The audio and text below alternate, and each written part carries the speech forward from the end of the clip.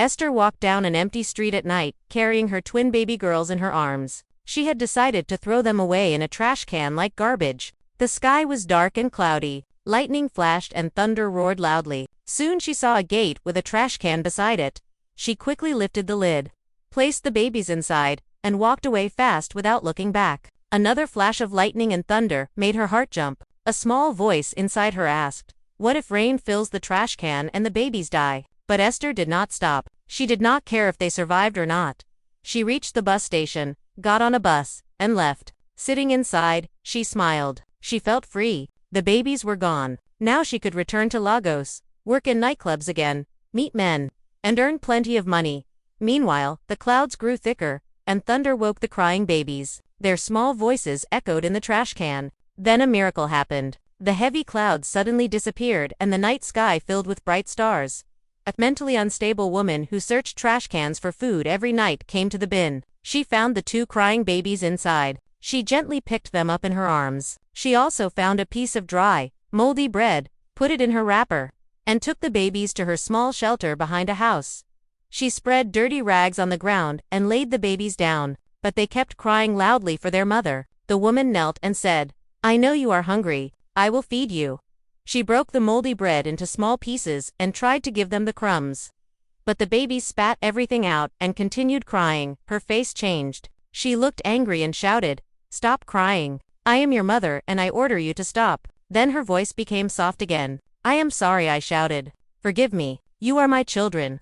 She gave them water from an old dirty container. The babies drank, stopped crying, and fell asleep. The woman covered them with dirty rags and slept beside them. At dawn, Mr. Sam went out for his morning jog. He saw the unstable woman sitting on the ground with two crying babies. He recognized her immediately. Everyone in the area knew she had never been pregnant, so the babies were not hers. He guessed their mother had abandoned them. Mr. Sam approached carefully, but the woman stood up angrily and shouted, "Why are you here? Do you want to steal my babies?" She started throwing stones at him.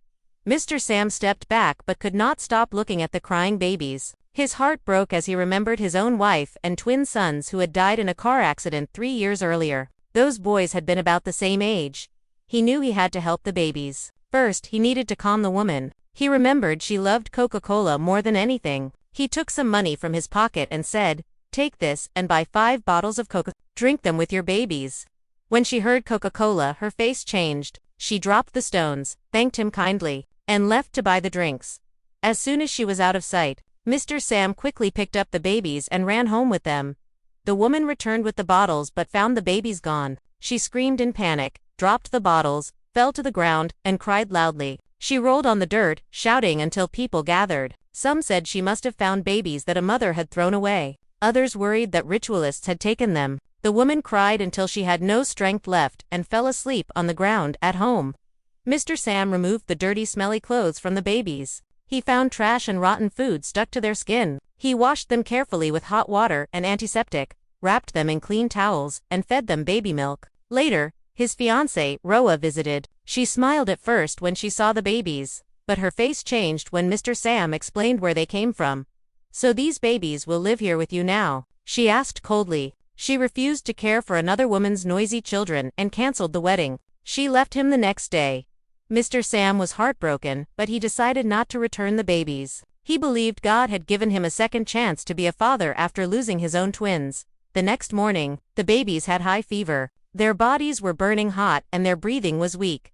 Mr. Sam rushed them to the hospital. The doctor said a dangerous bacteria from the garbage was destroying their intestines. They needed an urgent operation that would cost more than 1 million nairas. Mr. Sam was shocked. While the twins fought for their lives in the hospital, Esther was partying and dancing in Lagos nightclubs, completely forgetting what she had done. Mr. Sam made a painful decision. He sold his minibus, his only income, for a low price to pay for the operation. The surgery was successful. After 2 months in hospital, the twins went home. Mr. Sam's mother helped care for them. He started working in a stone quarry to earn money. When the girls grew older, they helped their father by selling bananas on the streets after school. They saved money and dreamed of becoming great architects in Nigeria. They finished secondary school but failed their WAEC and JAM exams. They felt they had disappointed their father. Mr. Sam hugged them and said, "You have not disappointed me. I am proud of you. Walking long distances to sell bananas while going to school is not easy. God will open better doors. Never lose hope. With his encouragement, the twins did not give up. They used their savings to expand their banana business. Soon trucks delivered bananas directly to them. Lucy and Célestina became the main banana distributors in the city. The business grew fast. They added oranges and pineapples, controlled fruit supply in more than 5 states, and built their own big warehouse. They took their father out of the hard quarry work and made him the manager of the warehouse. He prayed every day for his daughter's success. While blessings came to Lucy and Célestina, trouble came to Esther. She returned from Lagos old and sick. Men no longer wanted her. She had no money and no useful skills. Life became very hard. Some nights she slept without eating. One morning, Esther decided to sell oranges. She went to Lucy and Célestina's warehouse and begged a worker for fruits on credit. The worker refused because of company policy. When the twins arrived, Esther begged them to. They felt something strangely familiar about her but gave her fruits anyway. Esther returned with the money and received more fruits. She met Mr. Sam and told him how proud he must be of his successful daughters.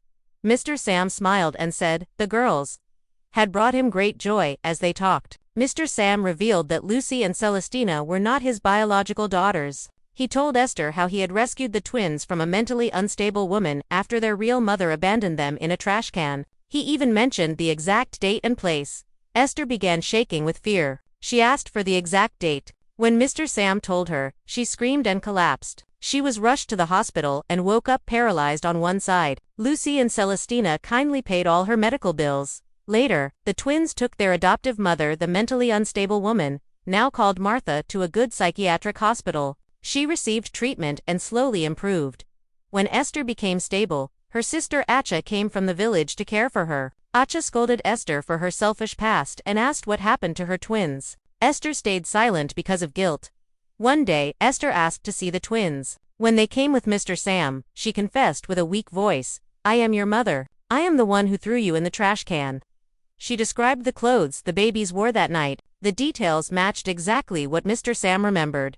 Célestina became very angry and said, they would have left her to die if they had known earlier. Lucy cried and asked why their own mother did such a thing to them when they were only babies. The room filled with pain and tears. Esther begged for forgiveness. At first, the twins refused, but after talking with their father and their adoptive mother, Martha, they returned and said, we forgive you. From that day, Esther's sister treated her with more kindness. The twins decided to help Esther as their second mother and planned to take her for better medical care. That night they went to sleep with heavy hearts. In the morning, Esther did not wake up. She had died peacefully. The family took her body to the village for burial. Lucy and Célestina cried bitterly at their biological mother's grave. Despite everything, they felt real pain and mourned her.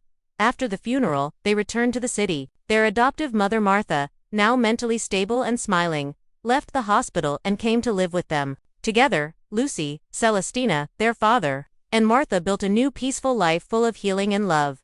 Thank you for watching, and may God bless you.